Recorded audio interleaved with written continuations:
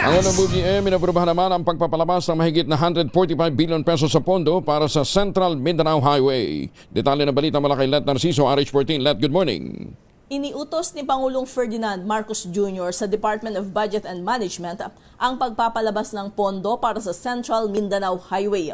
Ayon kay Palas Press Officer Claire Castro, 145.56 billion pesos ang pondo para sa 65-kilometer Central Mindanao High Standard Highway Construction Project na magdurugtong sa Cagayan de Oro City at Malaybalay City sa Bukidnon. Sabi ni Castro, nais ni Pangulong Bongbong Marcos na pabilisin ang implementasyon ng nasabing proyekto para lubusang mapakinabangan ng mga Pilipino.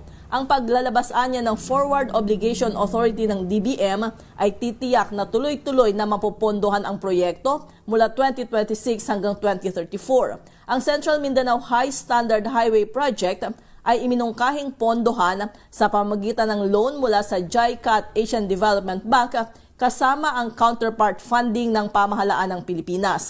Kapag natapos ang highway, tinayang magiging 3.5 oras na lamang ang dati halos 7 oras na biyahe sa pagitan ng Cagayan de Oro at Malaybalay. Ito si Let Narciso para sa DZRH. Una sa Pilipinas, una sa Pilipino. Maraming salamat, Let.